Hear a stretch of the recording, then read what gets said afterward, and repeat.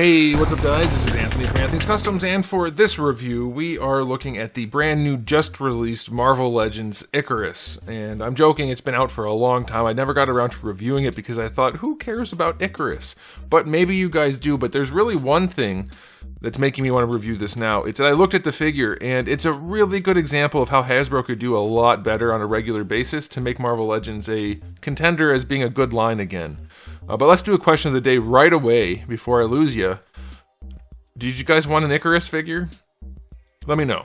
Alright, let's go ahead and get him off the stand and take a closer look. Alright, so as you can tell from the packaging, this guy is an older release. He still comes on this kind of package, which is a fine package, I guess. I don't know, did you guys ever like this? I didn't like it because it wasn't stackable. Hard to stack these. But otherwise, it's fine. There's IKARIS. There's the line. I never reviewed him because I never got around to reviewing this guy or this guy. But we'll get there. We'll get there. It's just there's so many Marvel Legends, and most of them aren't worth really talking about that I have to prioritize other figures.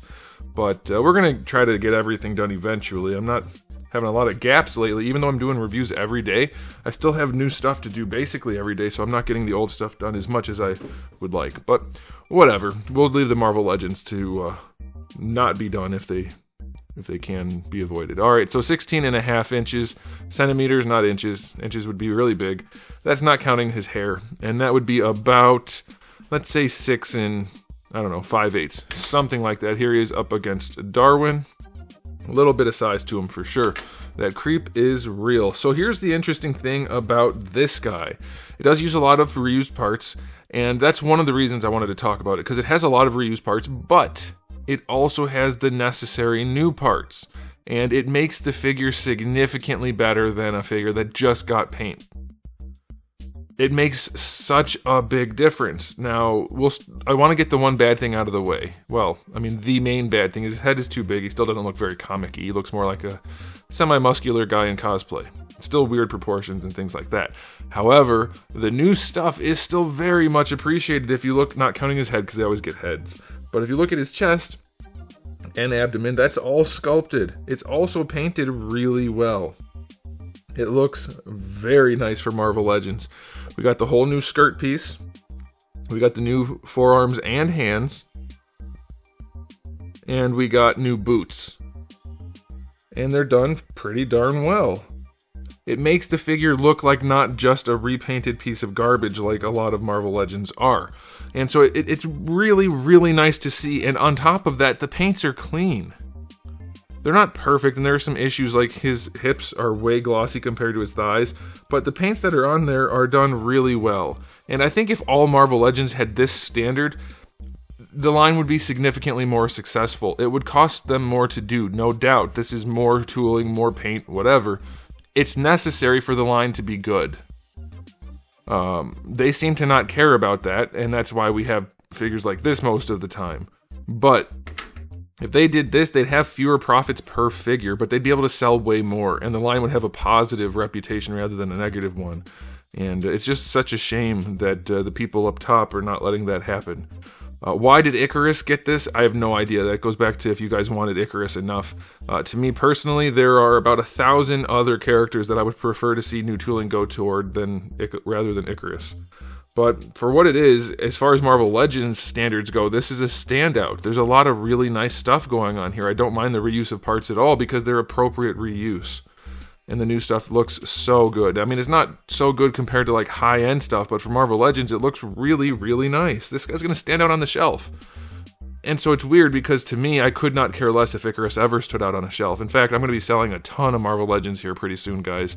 Like hundreds and hundreds of them. So if you guys are interested in buying loose Marvel Legends at a decent price, you might want to stick around. I'm going to have a sale whenever I can manage the time to catalog that many figures to sell. Anyway, it's a good-looking figure for Marvel Legends. 9 out of 10, maybe? Yeah, for Marvel Legends, it's a standout. He still has ridiculously skinny legs with a really wide thigh gap and things like that. Big head, small chest, low shoulders, but it's one of the better looking figures for sure. So that's awesome. As far as accessories go, you get the 2 fist hands and the 2 open hands, really unimpressive. 2 out of 10. But articulation is going to be acceptable, I think. So let's go ahead and look at that. So the head is on the crappy Marvel Legends neck joint, which doesn't let him look up because of his hair. I mean, it's not the joint, it's the hair. And then looking down is, okay, it's a really, really tight joint. And then you can rotate around on the ball peg. No real attitude. Horrible neck articulation, very antiquated. He's still very narrow from front to back, which is weird. I was just talking to my buddy about this because I'm toying around with the idea of adding butterfly joints to at least some of the figures I'm designing. It's so much harder on figures that aren't skinny, and I wonder if that's why Marvel Legends figures are so skinny front to back. And that's why Hulk can only go backwards on the joints, because it's really, really hard to cut a butterfly joint that's effective on a chunky guy. And their guys are so not chunky, but he doesn't have one. So, you know, new sculpt, no butterfly joint, which I personally don't care about, but I know some of you love. So the shoulders are there, bicep swivel, these are Vulcan body parts, so that's fine. And then the wrists, we don't get any swivel, because remember, they just cut Vulcan's forearm to be glued on, to have new things glued on. Wrists have a swivel and a hinge, that's all standard. His ab crunch? Oh, they did an ab crunch rather than a ball peg. It doesn't go back very far at all.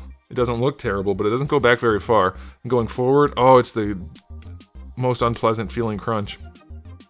It doesn't look bad, but it has very limited range, so be aware of that. Waist twist is there, but it's underneath this, which you can't really get it out of the way, so be aware of that. For the hips, oh, it's tearing. It's gonna tear that.